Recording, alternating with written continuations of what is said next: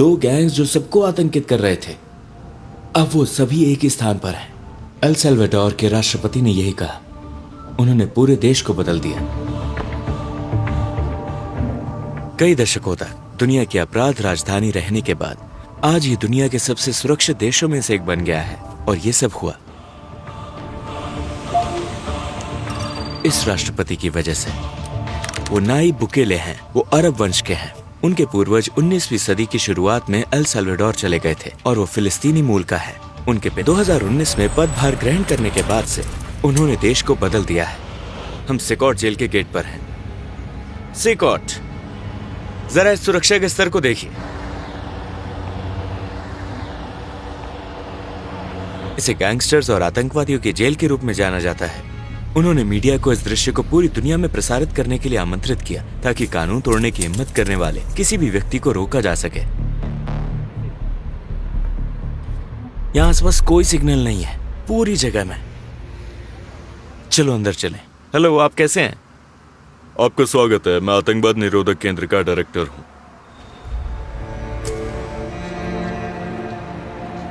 सुरक्षा व्यवस्था इतनी कड़ी है कि इस जेल में प्रवेश करना एयरपोर्ट पर जाने जैसा लगता है। प्रवेश से पहले हमारी कड़ी जांच की जाती है। इस एडवांस्ड इक्विपमेंट को देखिए। ये जेल पुनर्वास के बारे में नहीं है, ये केवल गैंग के सदस्यों के लिए है।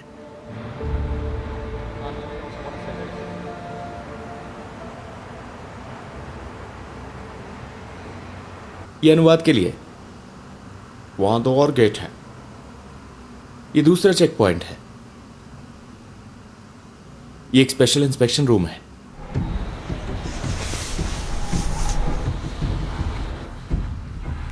और कपड़े और यहां तक कि मौजे भी जांचते हैं। सब कुछ हल्का होना चाहिए।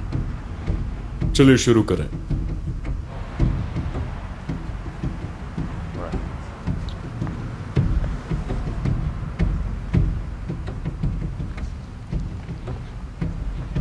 अब हम दूसरे कमरे में प्रवेश कर रहे हैं। कैदियों तक पहुंचने से पहले हमें कितने कमरों से गुजरना होगा? सिकॉट में 8 विशाल सेल ब्लॉक्स हैं, जिनमें से प्रत्येक में हजारों कैदियों को रखने की क्षमता है। ये सिर्फ एक जेल नहीं है, ये एक सुरक्षित किला है। इस हाईटेक डिवाइस का इस्तेमाल कैदियों और जेल कर्मचारियों दोनों के सत्यापन के लिए किया जाता है। इन सभी एडवांस डिवाइसेस को देखिए। यहां कैमरे और फिंगरप्रिंट स्कैनर है। अपराधी यहां बिना पहचान के पहुंचते हैं, इसलिए सत्यापन के लिए इन सभी उपकरणों का इस्तेमाल किया जाता है। कैमरे बहुत एडवांस्ड हैं और इनमें फेशियल रिकग्निशन की सुविधा है। इसमें मोशन सेंसर भी लगे हैं। हम जेल की कोठरियों के करीब पहुंच रहे हैं। सिकॉट का निर्माण 7 महीने के रिकॉर्ड समय में किया गया था। हमारे यहाँ जिस प्रकार के अपराधी हैं, उन्हें देखते हुए एक ऐसे बुनियादी ढांचे की आवश्यकता थी जो इस प्रकार के कैदियों को नियंत्रित करने के लिए सभी आवश्यकताओं को पूरा करता हो, जो कई वर्षों से हमारे समाज के लिए शोक और दर्द का कारण बने हैं।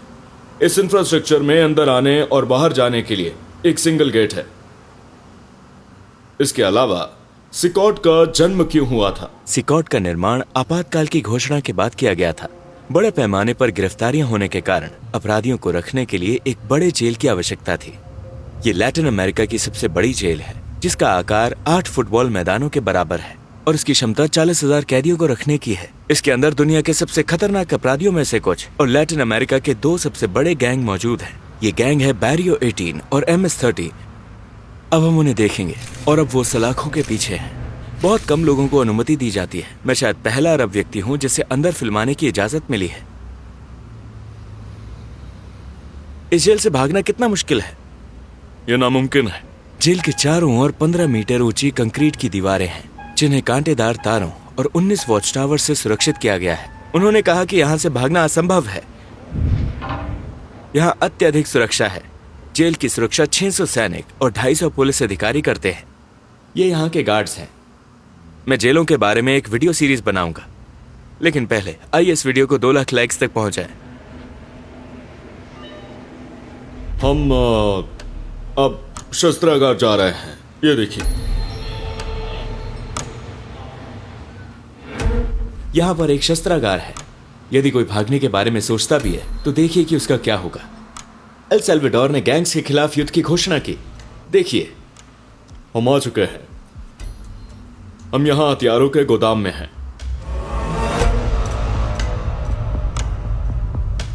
तो क्या आपने गैंग्स के खिलाफ युद्ध की घोषणा कर दी है? हाँ, हमारे पास अन्य प्रकार के हथियार भी हैं। इन सभी हथियारों को देखो। उन्होंने देश को सुरक्षित बनाने के लिए आतंकवाद के खिलाफ युद्ध की घोषणा की। वो इसके लिए किसी भी हद तक जा सकते हैं। हमें उन्हें नियंत्रण में रखना होगा। उनके हाथ और पैरों में हथकड़ी लगानी होगी। हाँ, पैर की हथकड़ी। यहाँ मौजूद हथकड़ियों के प्रकारों को देखिए। ये दोनों हाथ और पैर को एक साथ बांधते हैं। जब इनसे हथकड़ी लगाई जाती है तो आप उन्हें असुविधाजनक ढंग से चलते हुए देखते हैं। टोम्फा। वो जो उपकरण पहने हुए हैं वो आपात स्थिति के लिए डिजाइन किए गए हैं। हाँ, ये आपातकाल की स्थिति का परिणाम है। ये सभी उपकरण एक ही उद्देश्य पूरा करते हैं, नागरिकों की सुरक्षा करना। सार्वजनिक सुरक्षा इनकी प्राथमिकता है।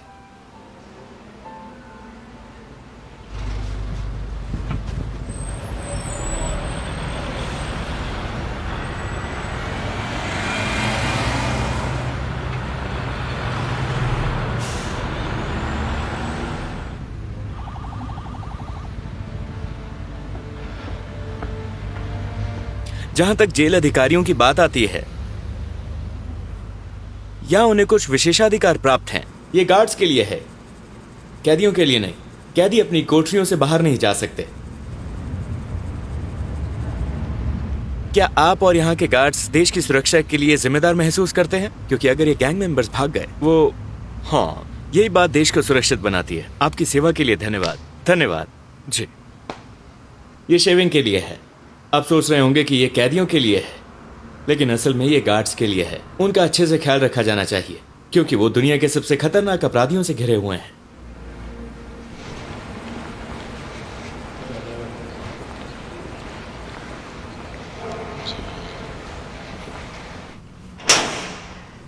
ये गार्ड्स की डॉर्मेट्री है।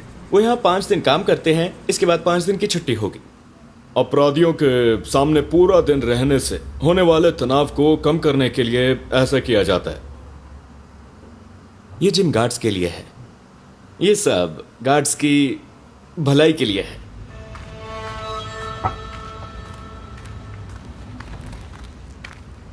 मेरे साथ आइए। अब हम कैदियों के क्षेत्र में प्रवेश करने वाले हैं। ये वीडियो का सबसे महत्वपूर्ण हिस्सा है।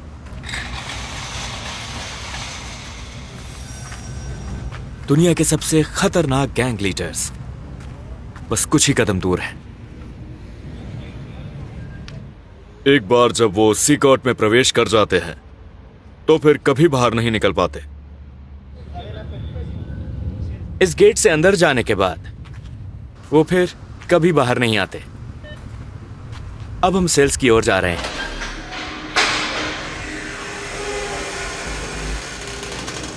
अंदर आ जाइए। हम गैंग्स तक पहुंच गए हैं। Buenas tardes.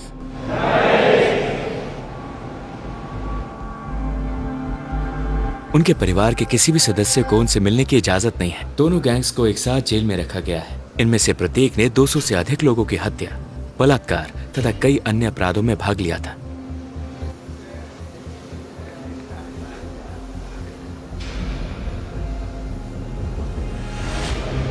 उन्होंने कहा कि अगर आप उनकी ओर देखेंगे तो वो आपको गुस्से से देखेंगे।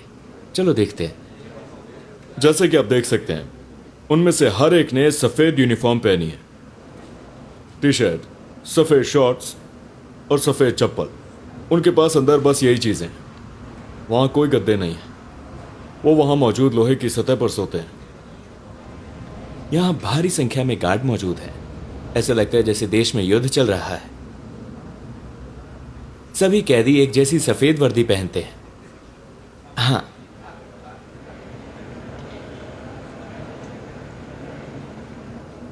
यहाँ की लाइट्स कभी बंद नहीं होती।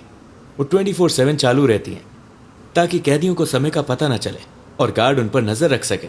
उनके पास दुर्व्यवहार करने का कोई मौका नहीं है। प्रत्येक सेल की क्षमता 100 कैदियों की है, लेकिन हर सेल में केवल 80 बिस्तर हैं।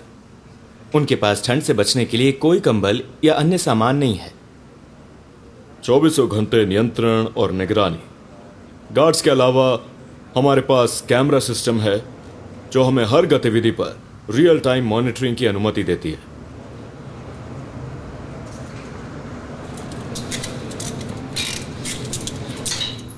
उनमें से कुछ को अब व्यायाम करने के लिए बाहर जाने दिया जा रहा है। कैदियों को प्रतिदिन केवल 30 मिनट के लिए अपने शरीर के वजन का उपयोग करके व्यायाम करने के लिए अपनी कोठरियों से बाहर जाने की इजाजत दी जाती है। सभी सेल्स अपनी पूरी क्षमता पर हैं।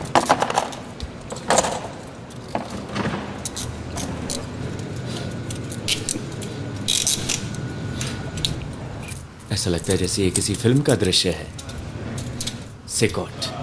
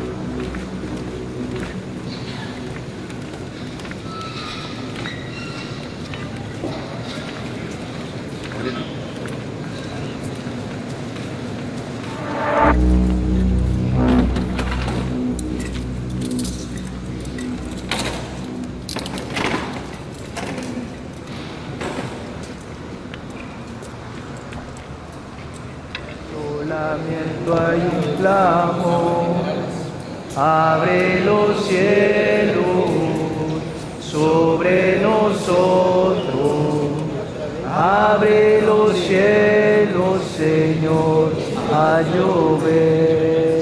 उन्हें सिर्फ इसी एकमात्र गतिविधि की इजाजत है। उन्हें कुछ और करने की इजाजत नहीं है। Somos tu pueblo, somos tu hija, abre los cielos, Señor.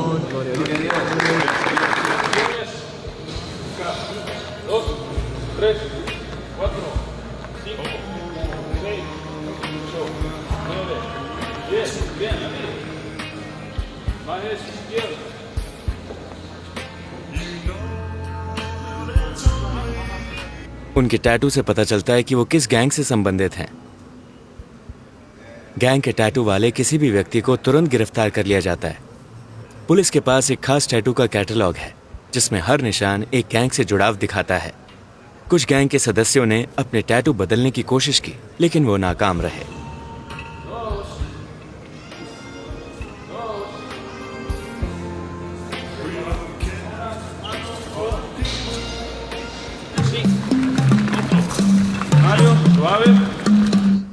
यहाँ नर्सें हैं। एक डॉक्टर रोजाना आकर इनका चेकअप करते हैं। मेडिकल स्टाफ का हमेशा यहाँ रहना जरूरी है क्योंकि कैदियों को बाहर जाने की इजाजत नहीं है। यहाँ से एक कमरा है जहां वो अपने वकीलों से वीडियो कॉल के जरिए बात कर सकते हैं। मुकदमे यहीं चलते हैं क्योंकि उन्हें बाहर जाने की इजाजत नहीं है। यहाँ वो अपने वकीलों से वीडियो कॉल के जरिए बात करते हैं। यहाँ हम कैदियों को बैठाते हैं। बैठ जाओ।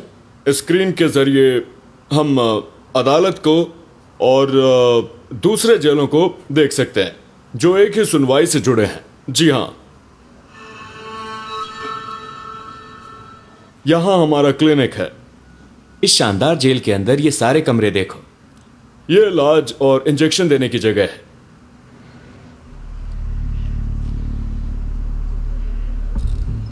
अब हम दुनिया के दो सबसे खतरनाक गैंग मेंबर्स के बीच से गुजर रहे हैं। वो हमारे दाएं और बाईं ओर हैं। मैं आपको 3 ऐसे अपराधियों के बारे में बताऊंगा जो यहाँ हैं। ऐसे लोग जो एक समय पर भगवान बनने का नाटक करते थे।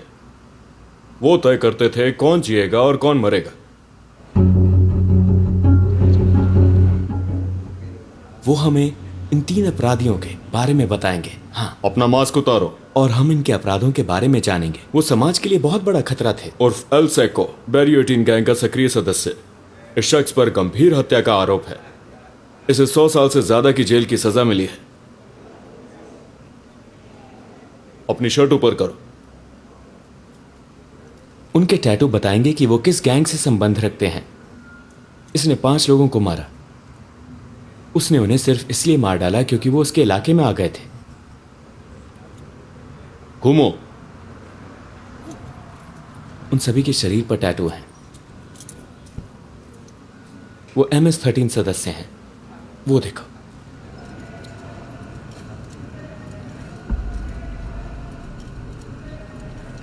इसने 4 लोगों का अपहरण किया था। उसके बगल वाले ने 5 लोगों की हत्या की थी। ये यहां कैद अपराधियों का बस एक छोटा सा नमूना है। तीसरा कैदी भी एक गैंग का सदस्य है।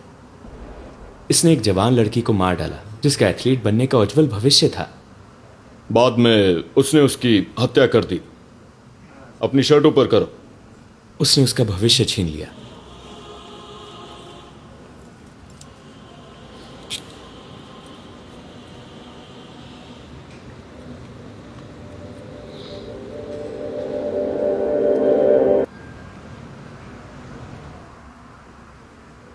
उनके टैटू की वजह से उन्हें पहचानना और पकड़ना बहुत आसान हो गया। उसके शरीर पर 18 का टैटू बना हुआ है। इसका मतलब है कि वो बैरियो 18 का सदस्य है। ज्यादातर टैटू जो तुम इन पर देखोगे उनमें कुछ कब्र के पत्थर बने होंगे। ये टैटू वो अपने गैंग के दूसरे सदस्यों की याद में बनवाते हैं। उनके गैंग के सदस्य जो मारे गए। उनके शरीर पर उन लोगों की कब्रों और खोपड़ियों के भी टैटू हैं जिनकी उन्होंने हत्या की है। यहाँ मारिया, यहाँ क्या लिखा है? संटाना गुज़मान। संटाना गुज़मान, वो कौन है? मेरी दादी। वो उसकी दादी है। उसके बेटे का चेहरा। ये टैटू उसके मारे गए गैंग सदस्यों की याद में है। उसने उन्हें खोपड़ियों के रूप में बनवाया है। हर टैटू का एक मतलब होता है। इन सबको गिरफ्तार करके एक ही जेल में बंद कर दिया गया है। ये दोनों गैंग आपस में दुश्मन थे, लेकिन अब वो एक साथ कैद हैं। आमतौर पर उनके पैरों पर औरतों के चेहरे बने होते हैं और साथ ही खोपड़ियां और गांजे के टैटू भी। हाँ,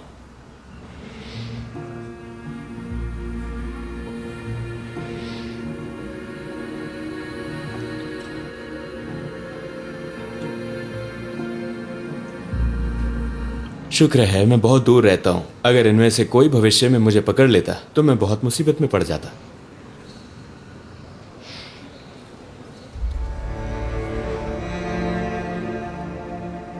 ये गैंग कभी दुश्मन थे, लेकिन अब ये एक ही सेल में रहते हैं।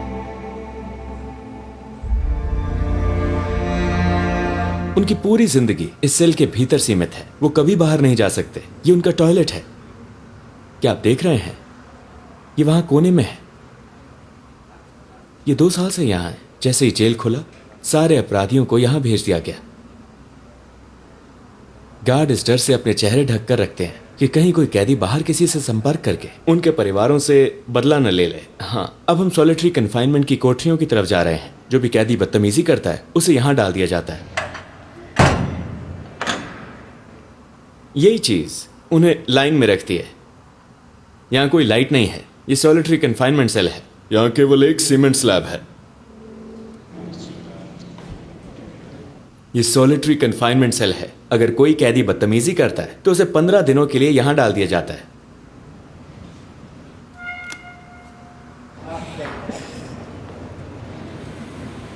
वो खाने के लिए भी अपनी कोठरी से बाहर नहीं निकलते। खाना अंदर ही पहुंचाया जाता है। सिर्फ बीन्स और चावल, कोई चिकन नहीं, कोई मांस नहीं।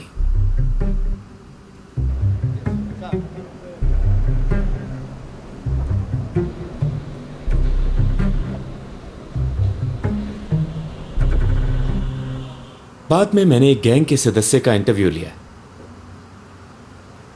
वो MS-13 के सदस्य हैं।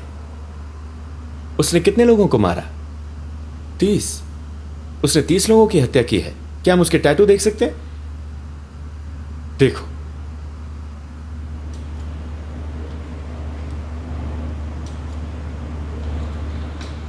क्या उसे अपने अपराधों पर पछतावा है? क्या तुम्हें अपने अतीत में किए गए कामों का पछतावा है? Encontrándome un penal de máxima seguridad donde solo lo básico se le da a uno, se lamenta uno.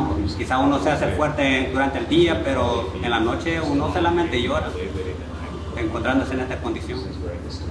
वो कहता है कि वो रोज रोता है और उसे अपने किए पर पछतावा है, लेकिन अब बहुत देर हो चुकी है। उसे पश्चाताप होता है, लेकिन उसे न्याय का सामना करना ही होगा। जब वो गैंग में शामिल हुआ तब उसकी उम्र क्या थी? Como la de 11 años.